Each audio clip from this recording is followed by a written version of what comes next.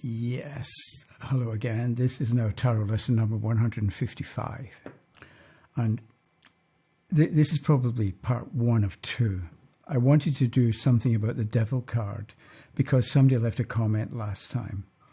And I think if we look at the devil, it's going to be helpful in understanding any card. I'm going to show you, make a suggestion about a method to use, which you can then apply to any card. But in the meantime, or after having decided I was going to do something about the devil, a couple of other things happened. So I want to deal with them, then we'll get to the devil. So first, got my notes here. First, this is called, it's supposed to be helpful, or it's supposed to be useful, meaning that a tarot reading and the information we give to other people is supposed to be helpful. So, and I watched a few videos about the devil card to see what people had to say.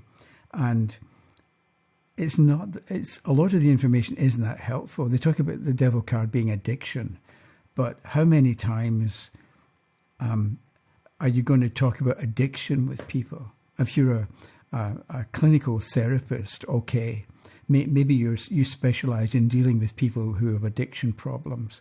But for most people who want to know about health and relationships and money, addiction's probably not going to be something that you come up with or that you talk about. And if you do talk about addiction, you better know about how to handle it or what to do about it. You can't just say, yeah, well, this person's addicted and leave it at that, because that's leaving some people up in the air. And you're saying you've got to overcome your addiction, but you're not giving them any indication of how to do it. And that, in that way, saying you've got an addiction isn't helpful and it's not useful. And I think I'd like to counteract that approach to the tarot that you get in videos about the devil card and other cards, where people will give you a long list of potential meanings. But maybe they're valid, but who knows? Maybe they're not. So I'm going to suggest a different way of dealing with cards and figuring out what they mean. Before we get to that, I want to mention the Substack newsletter. I'll put the link in the description down below. It's free at the moment. I think I'm going to later see if people want to get a subscription, a monthly subscription or something. But for the moment, I'm not doing that. And it's always going to be free anyway. But it's just if you're feeling generous and you want to contribute something, you'll have the opportunity to do that. So that's it. The other thing is, you know how people talk about the law of attraction and so on, and they tell you to write down an affirmation or see what you want. So I came across this idea that what you do is you create or you begin a confirmation journal. So it's a bit like we've got confirmation bias anyway. We see what we want to see. We see what we expect to see. And this is kind of taking that natural human habit, but turning it and making it useful.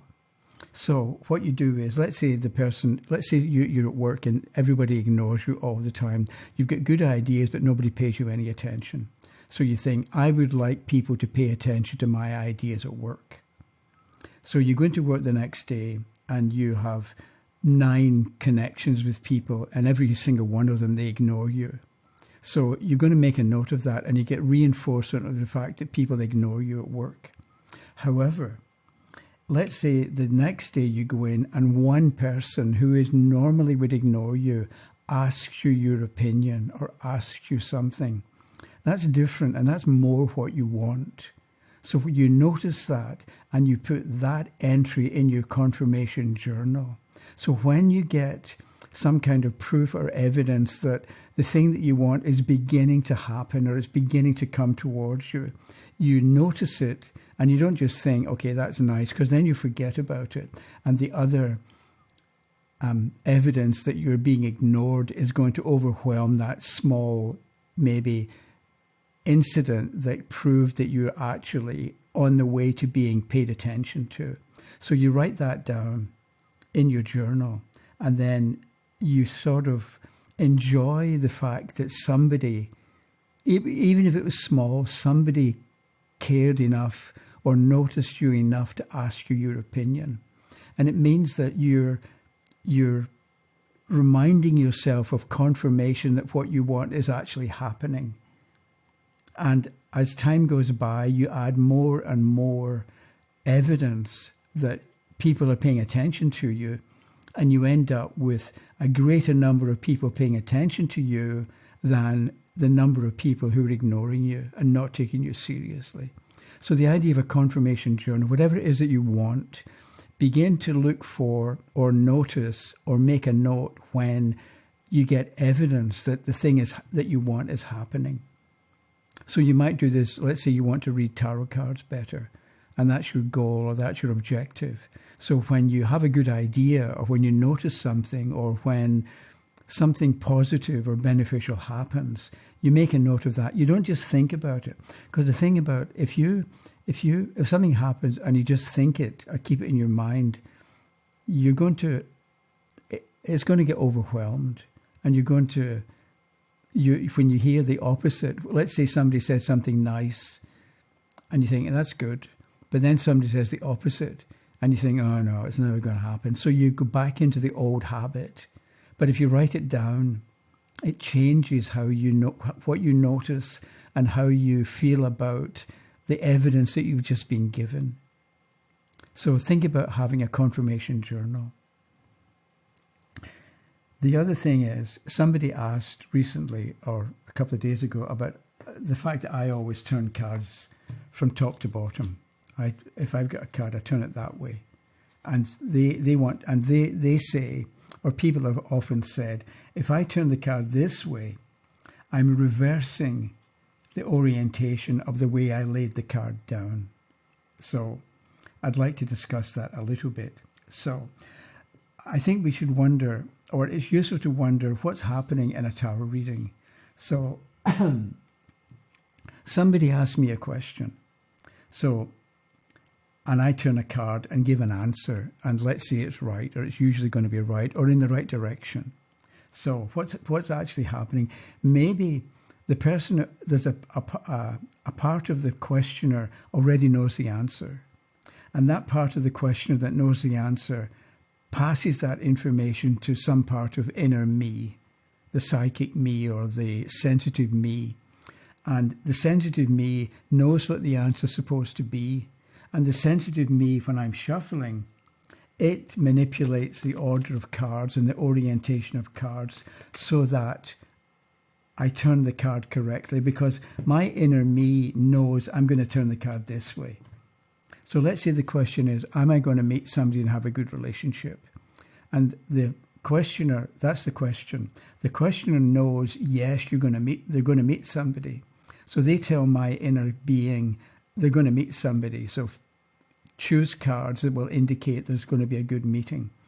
So if I know there's going to be a good meeting, my inner self is going to shuffle so that it knows when I turn the card this way, I'm going to get the 2 of cups upright, or some kind of card upright that means a yes. Whereas if my inner self knows that I'm going to shuffle and I'm going to turn the card from side to side, it would naturally shuffle so that when I put the card face down and turn it this way, I get the 2 of cups upright. Whereas if the answer is no, you're not going to meet somebody, and I go from side to side, I get the 2 of cups upside down. When me personally, my inner being knows I'm going to turn this way, so no, you're not going to meet somebody.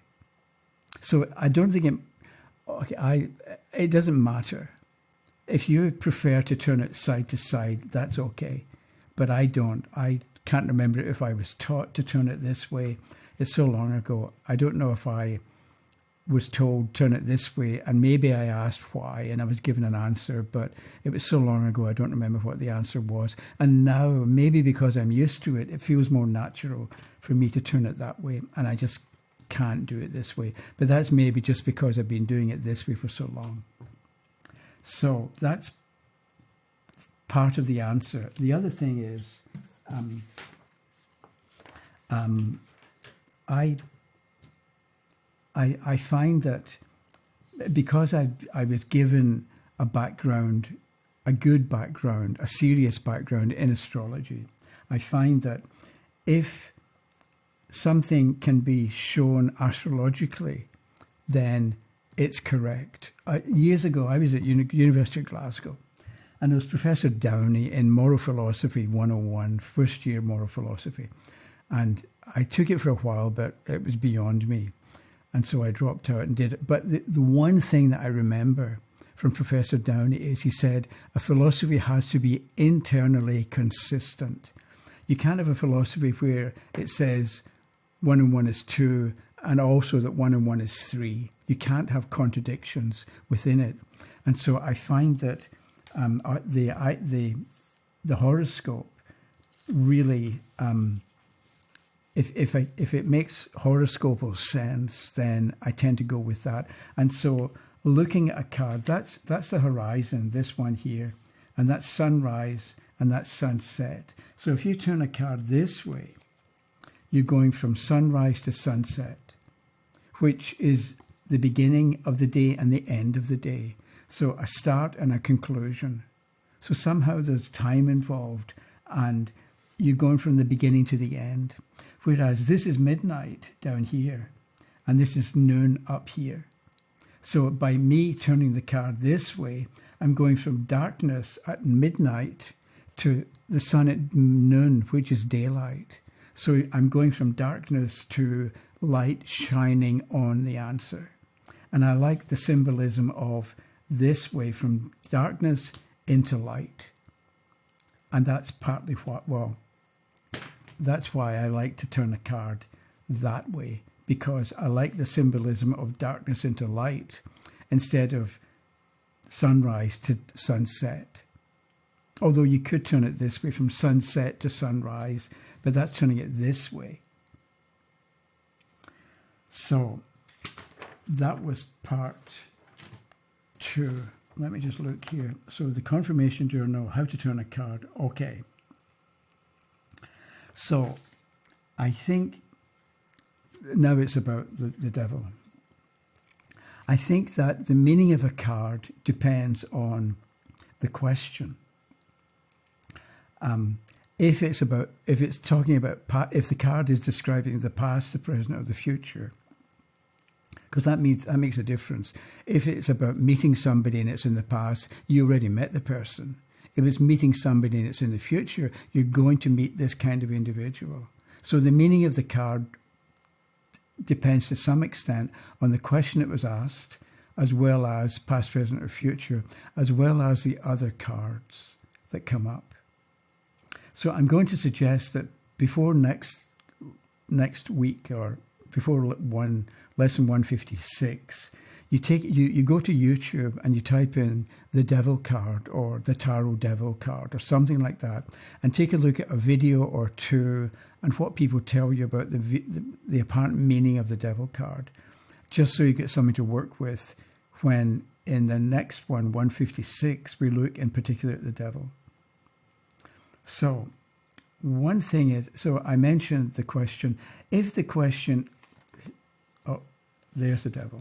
Okay, we've got the man and the woman chained and the devil, and it's number 15, and they can't move too far, and they've got chain around their neck. People talk about how the chain is loose, so it can easily be cast off. I don't go for that. Maybe you can, but if you're going to tell people you're stuck, but you can easily get out of it, you have to tell them how they're going to get out of it. You can't just say you're going to get out of it. It's easy, because that's not useful. That's not helpful. If anything, it will make the person feel more inadequate. Okay, this person knows how to get out of it, but I don't. I'm an idiot. You're reinforcing the idea that they're trapped. So if you're going to say things like, you can easily remove the chain, you have to tell them how. Maybe you do it because you know generally how to do it, or you pick a card and you get, for instance, the Emperor reversed. Don't pay attention to what big, powerful people tell you. Listen to your own self. And that can be how you can get rid of the chain around your neck. But, so that's partly the question. That's being useful. So if the question is, I'm going to be moving to a really bad part of town, and we get the Devil reversed, the Three of Swords reversed, and the Nine of Cups reversed, then maybe you've got addiction, because you've got a bad part of town where there are drug addicts, for instance, and break-ins and crime, because some parts of town are like that. If you get the Devil and the Three of Swords reversed, you're unhappy, you're disappointed, people break your heart. And also with Cups upside down, you drink too much, or you decide to seek refuge in oblivion and drinking too much, or binge drinking, whatever you want to call it. I can see how the Devil reverse can represent addiction in this case, but it's depending on the question. I'm moving to a terrible part of town. And it also depends on the other cards that come up. The Three of Swords reverse shows unhappiness, and if you're unhappy, you're more likely to want to escape artificially. And with the Nine of Cups upside down, your wishes haven't come true. You hate the place. It's miserable. You're miserable. So what are you going to do? Drink. So in that case, I can see the idea of addiction. But if we get the Devil reversed, but we also get the World and the Sun, that's very different. Even if you go to the bad part of town, it doesn't matter. You're not going to be dragged down into the lifestyle that most people have in that part of town. I'm thinking of drug addicted people and whereas there's a fellow called Les Brown who used to be, maybe still is, a kind of motivational speaker. And he came from a ghetto somewhere in the US. His grandmother raised him. He had no parents. His grandmother raised him and taught him well, because Les went out and did something. He said he lived in a ghetto and all his friends turned into drug dealers and drug addicts. But he got out.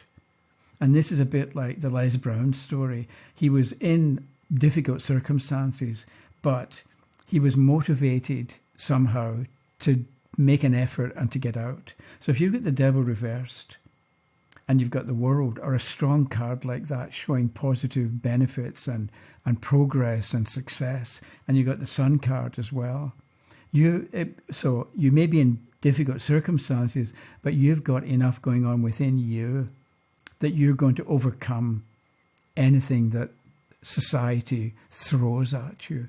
You're not going to be beaten. You're not going to be defeated. You're not going to become stuck because of the other cards that appear. So I think this is why I'm saying what a card means depends on the question, past, present, or future, as well as the cards that come up with it. Because there's a difference between that and between that and that. And it's up to you to figure out what to say. If you want to, have a look at some videos on the Devil and see what you get. Partly because there was one thing I saw, and I'm saying to write things down with your confirmation journal if you do one, but also if you've got ideas about the tarot, because this one person said the Devil represents being stuck in situations. So I listen to that and I think, and I can hear what he has to say. The Devil means you're going to be stuck in a certain situation, and I think, okay, I can agree with that. But when I write it down, I was struck by the word stuck. The Devil, why are you stuck? It's easy to say, to have the idea of being stuck, but why? It doesn't have to be stuck. You're in a difficult situation, but maybe it's only going to last for a day. There's no indication from the card itself that you're going to be in that position for a month or a year or 10 years. If you're in it for 10 years, you're stuck. But there's no indication that it's going to be long term. It might be an overnight experience that you have. So you can't by all means, listen to what people say and write down the meaning. This is trouble. When you try to talk about the devil in itself, the devil disconnected from other cards or disconnected from a question, they give you all these ideas that apparently mean something, but do they? I think we get the idea from the devil card that you're limited in the movement that you can take or the movement you can make for the moment. But at the same time, we're assuming that you're the people. Maybe you're the devil. Maybe you're the one keeping other people under control, and that can be important and valuable. Because if that's the parent and these are the children who want to stick forks into electrical outlets, you can't let them do that. Because they're going to maybe you let them do it once and they get a shock, but you don't want to let children run across busy streets. You have to control them. So the devil can actually show a necessary and appropriate control of circumstances. But you can read in a book, the devil is manipulation and it's a bad thing. And you think, okay, the devil's a bad thing, but you can't do that. If you take what you read and believe it, you're going to get into trouble. If you listen to what people tell you and write it down and then look carefully at what you've written down, you're not going to get seduced by anybody else. So that was it for today. Thanks for listening. Thanks for watching. And I'll be back in a few days. So if you can, take a look at videos on the devil card and see what kind of information you get. And then we'll look next time at the devil itself and see what we can do with it. But it can also be useful so that we can look at any card and assess it so that we come up with something that we can find that's going to be helpful and useful to the questioner. Thanks for watching. I'll see you again.